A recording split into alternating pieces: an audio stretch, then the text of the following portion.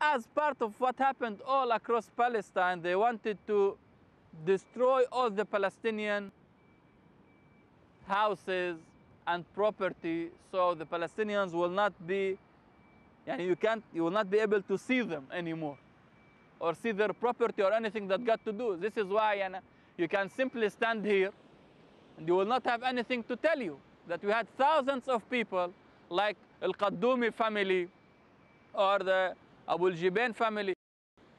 You don't see anything that would tell you you had Palestinians here. One of the only two buildings that have survived from Menshiyeh is the Irgun Museum, built on the walls of a house near the sea. The Irgun Jewish militia led what the museum calls the liberation of Menshiyeh, with a fighting technique in which they advanced through the streets, building by building, destroying each property as they went.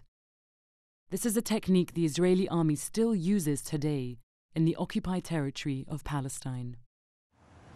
The other surviving building is the altogether more magnificent Hassan Bek Mosque, at the furthest point north of what was once Menshiyeh. The mosque was built in 1916 by the Ottoman Turkish governor of the time as a marker to the people who were creating Tel Aviv. This, the mosque was designed to say, is Muslim territory, and the Jewish settlers must know their limits. But after 1948, the mosque became completely detached from any Muslim community. For 4 decades, the mosque was neglected, and it was nearly going also to be demolished. And the son of our president now, Shimon Peres, his name is Gigi Peres, wanted to buy this mosque and transfer it into a coffee shop and something touristic because it exists nearby the beach here in Tel Aviv. Then all the Muslim community in Jaffa tried to save the mosque again, and we started renovating it since late 1980s. Thanks to God and all the energies of all the Muslims from all over the world, by the way, not just from Jaffa. A lot of people donated in order to save this mosque. Unfortunately, this mosque specifically is all the time under danger. Since we renovated this mosque, the Muslim community, with the help of all the Muslims, people and Jewish people have very bad, feelings that we have a mosque here in Tel Aviv. And this mosque was simply under siege with the people who were praying here. And then there was a very big Jewish crowd surrounding the mosque, trying to burn it with the people inside. This siege occurred in 2001. It was an immediate, emotional response by Jews to the suicide bombing by a Palestinian of a Tel Aviv discotheque. 21 people were killed by the bomb and 60 injured.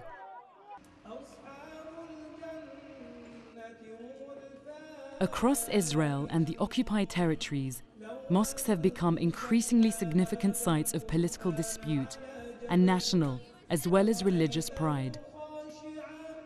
Mosques in Jaffa, as everywhere else in Israel, are owned not by the Muslim community but by the government. The Israelis took control of all Islamic property after the Nakba, declaring it neglected property. And they have never given up their ultimate control. Where Ajami Street becomes Clock Tower Square, it meets 66 Street. Here people come from all over Tel Aviv to seek a bargain in Jaffa's extensive flea market. The street is named for the mosque at its far end. The Siksik Mosque was donated to the people of Jaffa by Omar Siksik's ancestors more than a century ago. But although their right to do so has been challenged in court by Omar, the Israeli government sold it into private ownership. Its most recent owner turned the mosque into the storehouse of a plastics factory.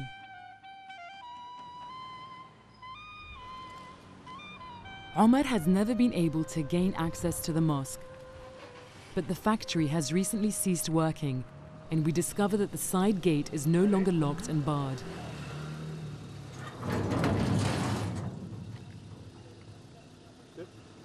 The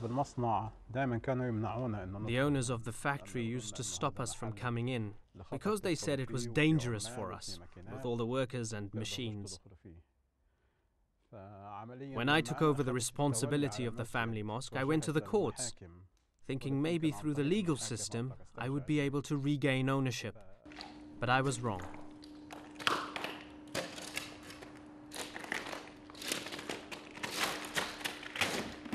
Nothing prepares us for what we discover when we get inside the mosque.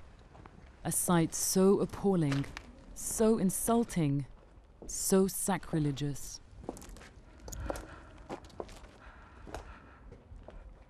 How could they do this to somewhere they knew was once a holy place? Whoever does something like this to the home of God cannot fear God.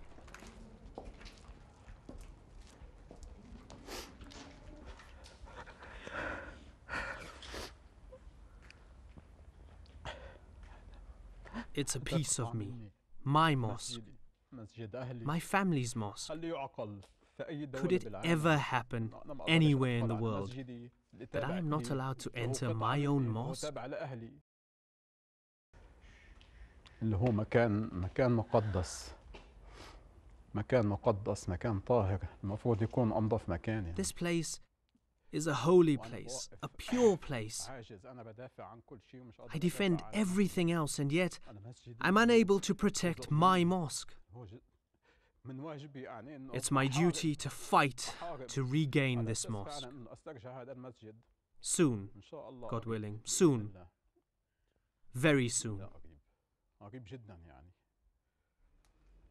Jaffa is a broken place, where mosques get trashed, where drugs and crime are prevalent, where the Palestinian people are under extreme pressure to give up and go away, to who knows where.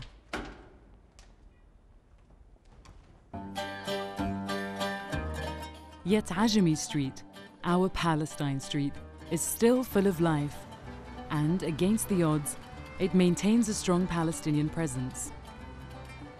Even though the old city of Jaffa has been turned into a park, all of Manshir has been flattened and all the vineyards and orchards have been grubbed out. There are still scattered around Jaffa a few orange trees producing fruit. Like the one we found in the courtyard when we visited the home of Adnan, this is one of the last survivors of the Daki orange grove.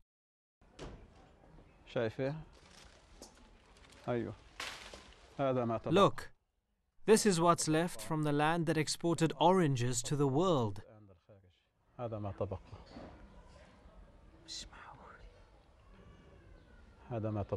This is all that remains of the oranges.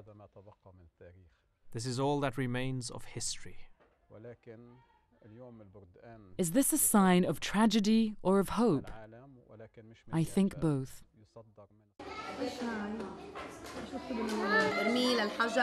Israel has been trying to erase the memories of the great city of Jaffa for 60 years, but they have not yet succeeded.